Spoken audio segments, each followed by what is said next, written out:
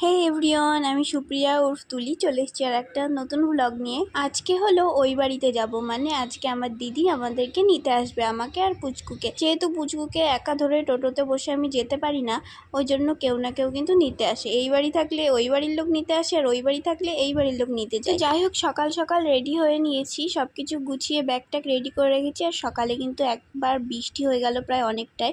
তারপর সকালের খাবার খেয়ে নিয়েছিলাম এই যে কালো জিরে বাটা দিয়ে ভাত, আর সাথে ছিল কই মাছ পেঁপে আলু দিয়ে তরকারি একটা। তারপরে আমার পুচকুকে ওর ঠাকুমা স্নান করিয়ে রেডি করে দিয়েছিল। তারপরে একটু আম আর মুড়ি খেয়ে নিচ্ছিলাম, বাড়ির গাছেরই আম এগুলো। তারপরে দিদি টোটো নিয়ে চলে এসেছিল বাড়িতে, আর এই যে সাথে এনেছিল মিষ্টি। তো মিষ্টিগুলো তো এদের বাড়িতেই রেখে যাবে, ওই জন্য আমি কিন্তু 2 পিস খেয়ে নিয়েছিলাম। আর আমার শাশুড়ি মা কিন্তু আবার দিয়ে দিয়েছিল সাথে 5টা, যাতে আমি বাড়ি গিয়ে খেতে পারি মিষ্টি। আর এই বাড়িতে মিষ্টি খাওয়ার বেশি কেউ নেই, শুধু আমার শ্বশুর মশাই খায় 1টা 2টো, আর ভাই আর অমিত ছাড়া কেউই কিন্তু খায় না। তারপরে আমরা কিন্তু বাড়িতে চলে এসেছিলাম, আর দিদি আগের দিন নিয়ে এসেছিল একটা কিটক্যাট বেরি, বড় একটা, এটা নতুন প্যাকেট বেরিয়েছে।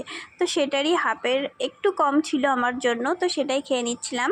আর সন্ধ্যার দিকে একটু ওরা সবাই মিলে পুচকুকে ধরেছিল। ফ্রিজে দেখলাম আগের দিনের চিকেন রাখা রয়েছে, তো সেটা দিয়ে ভাবলাম পকোড়া কিংবা ক্রিস্পি চিকেন একবার ট্রাই করা যাক।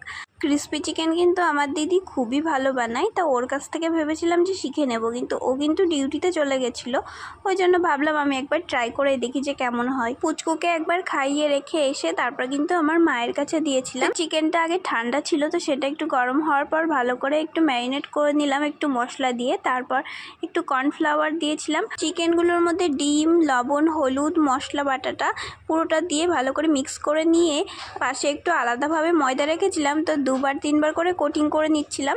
আর তারপরে কিন্তু এই যে ভেজে নিয়েছি, খেতে কিন্তু মোটামুটি ভালোই হয়েছিল। তো আমি, ভাই, বাবা মা সবাই মিলে কিন্তু ভাগ করে 5-6 পিস করে কিন্তু খেয়ে নিলাম। এই যে সসটা কিন্তু শেষ হয়ে গেছিলো বলে আবার 2 টাকা দামের এই যে টমেটো কেচাপ নিয়ে এসেছিলাম। তারপর ড্রেস চেঞ্জ করে আর হাতটা ধুয়ে তারপরে কিন্তু পুচকুকে কোলে নিয়েছিলাম। আমি যদি কোনো সময় রান্না করতে যাই, এই বাড়ি হোক কিংবা ওই বাড়ি, ড্রেস চেঞ্জ করে হাত পা ধুয়ে ভালো করে তারপরে নিই, কারণ হাতে যদি ঝাল কিংবা কিছু লেগে থাকে তাহলে কিন্তু পুচকুর গা হাত পা জ্বালা করবে। ওই জন্য কতবার যে আমি হ্যান্ড ওয়াশ করি সেটা আমি নিজেই জানি না। তারপরে কিন্তু মা রান্নাঘরে চলে গেছিলো রাত্রের খাবার করতে, রুটি তরকারি। তো আমার পুচকুকে দেখতে কিন্তু আমার একটা বান্ধবী আর ওর বান্ধবীর বোন আর মা এসেছিল, এই আমাদের বাড়ির 4-5টা বাড়ির পরে। আর এই যে আমার পাশের বাড়ি দিদি চলে এসেছিল ওর পুচকুকে নিয়ে, স্বর্ণাবকে নিয়ে। ও দেখো কত সুন্দর কথা শিখে গেছে, আর ওর বুনুকে কিন্তু দেখতে খুব ভালোবাসে, ওর বুনু দেখতে এসেছিল।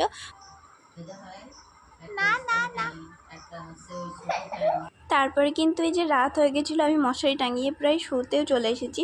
11:30 12টা বাজে, তখন কিন্তু ও একটু কান্না শুরু করেছিল, বাইরে ঘুরবে। তাই আমার মা নিয়ে কিন্তু বসেছিল, ঠাকুরের গান শোনাচ্ছিল আর একটু ঘোরাঘুরি করছিল। কেমন লাগলো